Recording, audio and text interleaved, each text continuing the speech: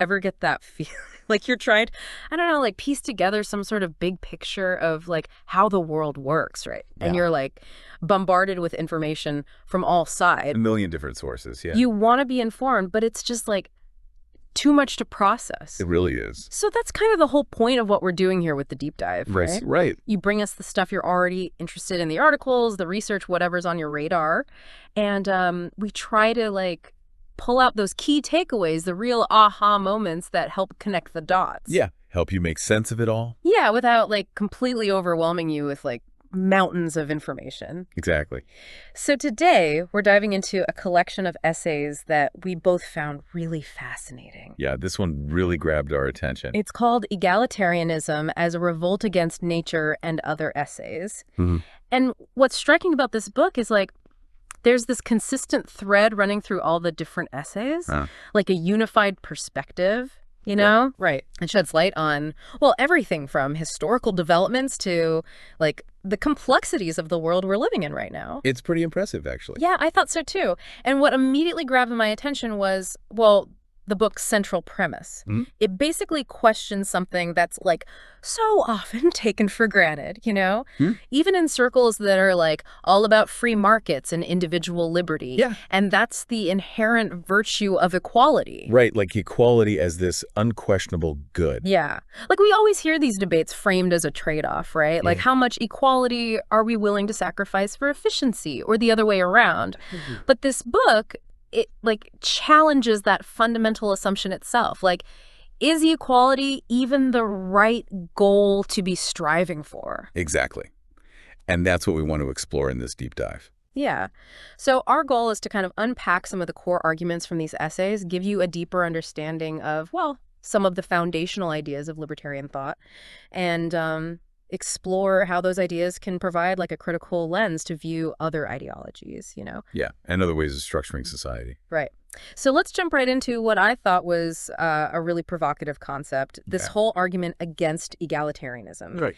The title essay itself, Egalitarianism as a Revolt Against Nature, it suggests that this like relentless pursuit of equality, it's actually an attempt to suppress the natural diversity that's inherent in like human beings. Right. And it frames this diversity not as like a social construct, but as a fundamental part of our biology. Yeah, like it's in our DNA. Right. What I found really interesting here was the reference to the work of Roger J. Williams. He was this biochemist. Okay. And his research really highlights just how vast these individual differences are, even at a biological level. It's not just about, you know, superficial variations like how we look or what we like. It goes deeper, like to our biochemical makeup. And that influences our predispositions and abilities in so many ways. Wow. So it's like not just that we have different talents, but that our very biochemistry like predisposes us to different inclinations and different abilities. So, I mean, that really challenges the idea that we could ever achieve a truly level playing field, right? Yeah, I mean, not without suppressing these fundamental aspects of who we are. It's like trying to make everyone the same height by chopping off people's legs. Yikes. Okay, so how does all of this connect back to libertarianism? Well, it goes to the heart of the argument for individual liberty. Okay. If we were all essentially the same, like interchangeable parts, the need for individual freedom to like choose our own paths wouldn't be as critical, you know? Yeah. It's precisely because we are unique that having that freedom to develop our own individual potential becomes so important. Right. And the essays argue that any real attempt to impose a truly egalitarian society would basically require massive control. Yeah, you'd need a huge oppressive apparatus to try and flatten out all these natural differences. Almost like a totalitarian level of coercion, right? Right. And that's where the book uses pretty strong language, calling such attempts anti-human.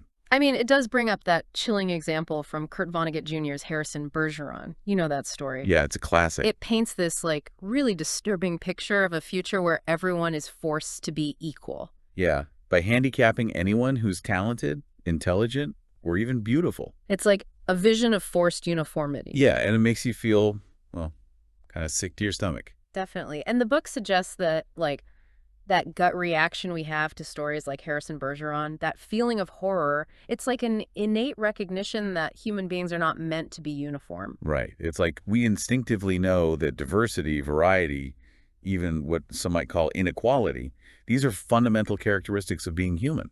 Okay, here's something I found really interesting and maybe a bit controversial. The essay even suggests that some social stereotypes, the ones we often dismiss as completely arbitrary, might actually have a basis in biological reality. Interesting. What kind of stereotypes? Well, it uses the example of redheads often being stereotyped as more excitable. Okay, so the argument is that these stereotypes, maybe they're not just random cultural inventions. Right. Maybe they reflect, even if in an exaggerated way, some underlying biological tendencies. So if that's true, then trying to erase those differences through, social engineering, that could be seen as trying to force people to act against their nature. Yeah, that's an interesting thought. Makes you think, doesn't it? It really does. Okay, so let's shift gears a bit. The essays then dive into a pretty fundamental critique of the state. Yeah, this feels like a cornerstone of libertarian thought. It does. From a libertarian perspective, the state is seen as this, age-old enemy of liberty. And the book draws this really key distinction, referencing Franz Oppenheimer, between two fundamentally different ways of acquiring wealth. Okay, I'm listening. So think of economic means as earning a living by creating something people want and then trading for it. Providing value and getting rewarded for it. Right, classic free market stuff. Exactly. But political means, on the other hand, that's using the power of the state to take what others have created, essentially through force and seizure or confiscation. So basically, the state isn't actually generating its own wealth. It's just redistributing what others have produced. That's the core argument, yeah. And to keep this whole system going, the state relies on what the book calls court intellectuals. The court intellectuals. Yeah, these are the thinkers, the writers, the academics who provide justifications for the state's actions. They basically create this ideological shield that legitimizes the state's power. It makes you think about how often you hear experts and commentators basically echoing government narratives, right? It really does. Now, the essays also talk about what the state fears the most. Yes. Existential threats to its power, which basically come down to two things. Okay. Being conquered by another state, or facing a revolution from within. And it's during these times of perceived threat that the state really doubles down on trying to drum up popular support. Right, the classic rally around the flag effect. Exactly. But the book points out this, glaring contradiction, especially when it comes to war. Okay, what's the contradiction? So the state often frames war as this necessary act of defense, right? Yeah. It's about protecting us, the citizens, and it creates the sense of, we're all in this together. But then it turns around and resorts to conscription, forcing people to fight against their will. Right, which kind of undermines the whole idea that war is this voluntary, unified act of self-preservation. Exactly. Okay, so beyond these, major crises, how does the state maintain its grip on power in the long run? Well, the essays outline several key strategies. One is creating vested economic interests. What do you mean by that? It means making sure that significant groups within society directly benefit from the state's existence. I see. So they're less likely to oppose it. Exactly. Another crucial method is through ideology. Ideology, like what? Promoting beliefs that make state rules seem natural, inevitable, even divinely ordained. Things like nationalism, religious dogma, or specific interpretations of history. Yeah, those kinds of narratives can be really powerful in shaping public perception. Right, and it can definitely discourage dissent. It goes even further than that, though. How so? The state often actively discourages individual criticism, exalting the collective and portraying anyone who questions its authority as dangerous or unpatriotic. So, you're either with us or against us kind of mentality. Exactly. It might even promote conspiracy theories that conveniently deflect blame away from itself. What? The ultimate goal is to create this sense that its rule is inescapable.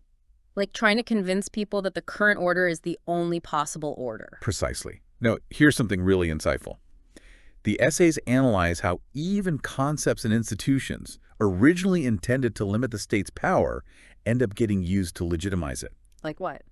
Things like the divine right of kings, parliamentary democracy, even constitutionalism. They were all initially conceived as checks on authority, right? Yeah. But according to the book, they've all been twisted to serve the state's ends. It mentions Bertrand de Jouvenel in this context and also Charles L. Black Jr.'s perspective on judicial review. How do those fit in? Well, the argument is that even judicial review, where courts interpret the Constitution, ultimately functions to legitimize the state's actions. When the judiciary declares a government action constitutional, it's basically providing a stamp of approval, right? Yeah. Assuring the public that the state's expanding powers are all legal and justified, it's almost like the state is judging its own case and declaring itself innocent. It's a pretty powerful critique of systems we often assume are safeguards against tyranny. It is. The book also highlights John C. Calhoun's critique of constitutional limits, pointing out the tendency of the dominant political party to just interpret the Constitution in a way that expands government power. Makes sense. Without a truly independent mechanism to enforce those limits against the powerful, they tend to become pretty meaningless. So are we basically saying that the state, by its very nature, is always driven to accumulate more power? That's the central conclusion, yeah. Okay. And since it sustains itself by confiscating private capital and expands by encroaching on private enterprise, the essays argue that the state is inherently anti-capitalist. It's really interesting. And it offers a pretty stark contrast to the Marxist view, which sees the state as a tool of the capitalist class. Yeah, it flips the script completely. Okay, so that gives us a very different way of understanding the relationship between the state and the economy. Let's move on to how these essays tackle justice and property rights. This feels like another fundamental building block of libertarianism. It definitely is. The libertarian theory of justice in property rights is built on two core principles. Okay. First, the concept of self-ownership. Self-ownership meaning? The absolute right of each individual to own their own body and their own person. Okay. And second, the homestead principle. And what's that? It basically says that the first person to discover and transform an unused resource through their labor, they acquire a legitimate right to that property. So like finding an unclaimed piece of land and building a cabin on it. Exactly. You mixed your labor with it, you made it yours. This idea draws a lot from John Locke's philosophy. It's about claiming something that wasn't previously owned and then actively working on it. Right. And the book explores what happens when you deny self-ownership. What are the alternatives? Well, either one group of people owns another, which is slavery, or everyone owns an equal share of everyone else. That's sometimes called participatory communalism. Both are presented as inherently unjust and ultimately unworkable. Because they both violate that fundamental principle of individual autonomy, right? Exactly. You can't have true freedom if you don't own yourself.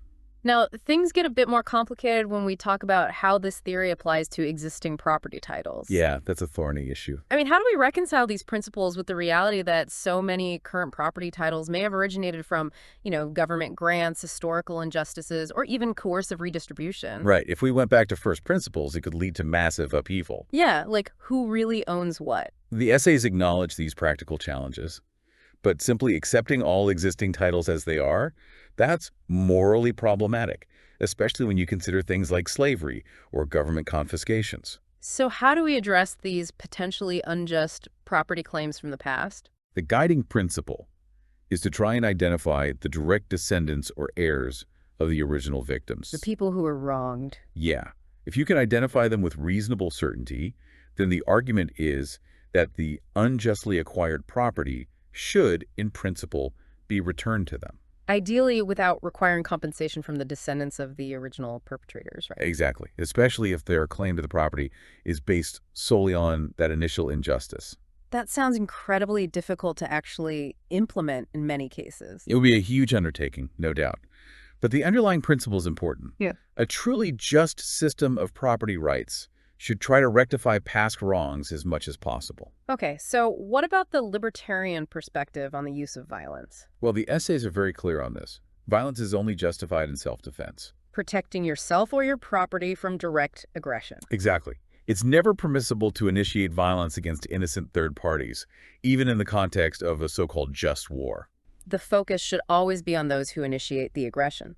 Okay. Now let's get into the whole idea of the public sector. Ah, yes. The great provider of all things good and necessary. Well, not according to these essays. They offer a pretty scathing critique of the public sector's very existence. Yeah, they challenge that whole idea of the state as a benevolent provider of essential social services. They argue that the public sector, as it currently exists, is actually parasitic on the private sector. Right. They say that the government doesn't create wealth. It just consumes and redistributes wealth that's already been generated by individuals and businesses. And they also take issue with how we typically measure government productivity, right? Absolutely. In the private sector, productivity is ultimately judged by consumer choice. Meaning, are people willing to pay for the goods or services being offered? Exactly.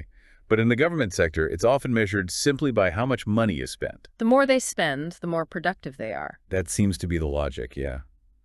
But of course, throwing money at a problem doesn't guarantee results. It doesn't. And the essays present historical data showing how government expenditure as a percentage of the net national product has grown significantly over the last century. Which directly challenges that whole starved public sector narrative. Right. They also push back against the idea that government spending should automatically increase as societies become wealthier. Yeah, just because people have more doesn't mean the government should automatically take more. And what about all that government advertising and propaganda we see everywhere? That's highlighted as a major problem. Because unlike private advertising, where you can choose to ignore it, government advertising is funded through mandatory taxation. Right, you're forced to pay for it whether you agree with the message or not. So what's the libertarian benchmark for the proper size and scope of government? It goes back to that classic Jeffersonian ideal. That government is best which governs least. Any reduction in the size and scope of the public sector is generally seen as a positive thing. Right, both for economic efficiency and individual liberty. Okay, let's move on to a more specific topic. Children's rights. This is an interesting one. The section titled Kid Lib offers a libertarian perspective, and it all revolves around property rights. Okay, tell me more. So the argument is that children, because they live on their parents' property, are obligated to follow the rules set by their parents. Kind of like guests in a private residence. Exactly. That's the primary justification for parental authority. So the parents' ownership of the property gives them authority over the children who live there. Essentially, yes. But then the essays also assert this seemingly contradictory idea. The absolute right of a child to run away from home. At any age. At any age. It's presented as a fundamental expression of self-ownership. So even though parents have authority within their home, they can't physically force a child to stay there. That's the core argument. But there's a consequence to this, right? If a child runs away, the parents are no longer obligated to support them financially. It's like a trade-off then. Freedom for self-reliance. Yeah, it's a pretty unconventional perspective. Now let's talk about the great women's liberation issue.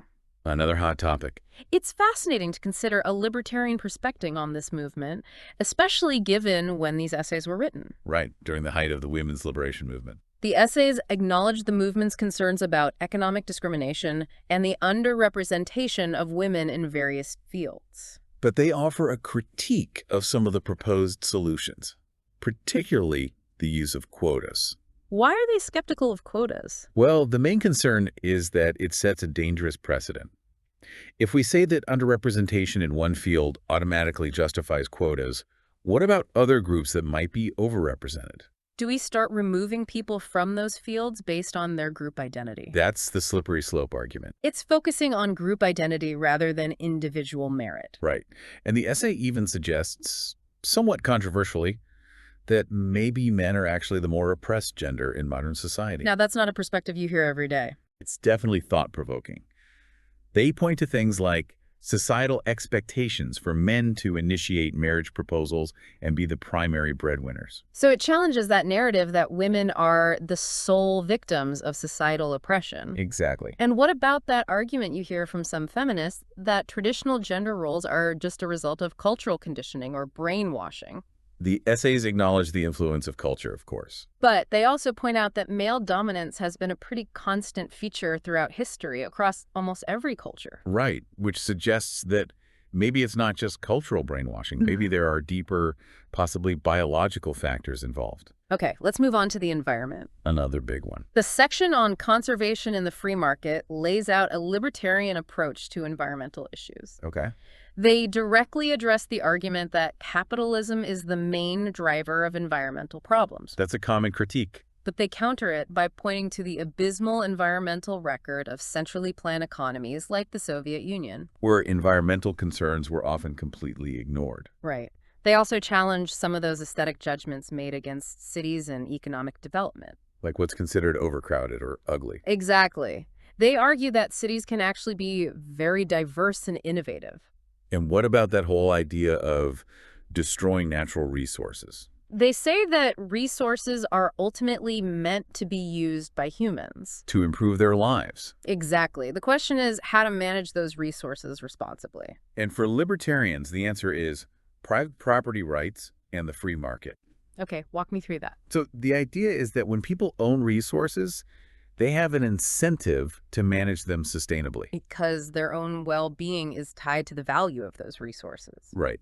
And price signals in a free market can help allocate resources efficiently, anticipating future supply and demand. So pollution is seen as a result of not having clearly defined and enforced property rights. Exactly. If someone pollutes your air or water, you can take legal action against them. That's a very different approach from top-down government regulation. It is. Now let's talk about the meaning of revolution. How do libertarians view revolutions?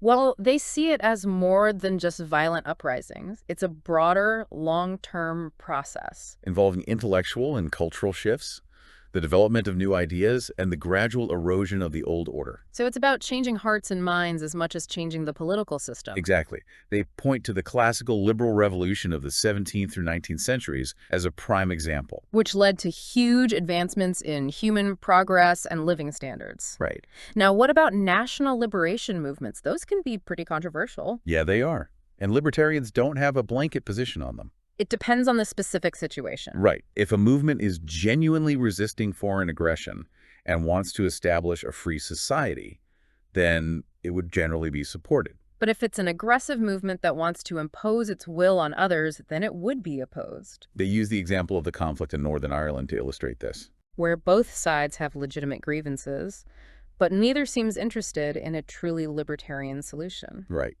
Okay, let's compare libertarianism to another ideology. Anarcho-Communism. They seem pretty different. They are. The main difference is the concept of private property. Anarcho-communists are opposed to private property. Right. They often mistakenly think that the state is the main protector of private property, so abolishing the state will end it. But libertarians see the state as the biggest violator of property rights. And they want to protect those rights, even without a state. And what about the vision of an anarcho-communist society? The essays are pretty critical of it. They see it as an attack on individuality and reason. Right. Anarcho-communism promotes communal living and rejects individual achievement and material wealth. And the essays suggest that abandoning rationality and economics could lead to primitivism and hardship. It's a utopian ideal that could backfire pretty badly. Now, the essays also mention the Spooner-Tucker doctrine. Who were Spooner and Tucker? They were 19th century American individualist anarchists. And they're significant to libertarianism because They were strong advocates for a completely free market, including in money and banking. So no central bank controlling the money supply. Exactly. Spooner famously compared the state to a highwayman who demands your money or your life when it comes to taxation. That's a powerful image. It is, but the essays do offer a correction to one of Spooner's economic ideas. What was that? He believed that in a free market, the interest rate would fall to zero. What? Modern Austrian economics has a more nuanced view of interest rates. They wouldn't necessarily fall to zero just because the money supply increased. Okay. The essays also discuss the Austrian view on inflation, how it benefits early recipients of new money at the expense of those who get it later. And how it distorts interest rates, leading to those boom and bust cycles. Right. Finally, the essays turn to Ludwig von Mises. He's presented as a really crucial figure for libertarian thought. What makes him so important? Well, he's seen as offering a complete and accurate paradigm for economics, a field that many libertarians believe has gone astray. Interesting. His whole system is built on what he called the axiom of action. Which is? The self-evident truth that individuals exist and make purposeful choices to achieve their goals. It sounds pretty basic. It is, but Mises uses it to deduce the entire structure of free market economics. Wow. So he shows how a free market leads to prosperity and how government intervention messes things up. Exactly. And he's famous for his critique of socialist central planning, which he saw as inherently irrational. Because you can't have rational economic calculation without prices set by the market. Right.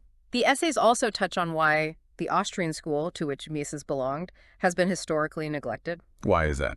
partly because it emphasizes philosophical reasoning over mathematical models, and partly due to various historical and linguistic factors. Interesting. So what's the ultimate reason for embracing libertarianism, according to these essays? It's not just about intellectual curiosity or economic efficiency. It's about something deeper. Yeah, it's about a passion for justice. A desire to right the wrongs we see in the world. Exactly. And the goal isn't some utopian ideal like ending poverty altogether. It's about eliminating specific injustices that are caused by human actions. Injustices that can be solved through human action. Right.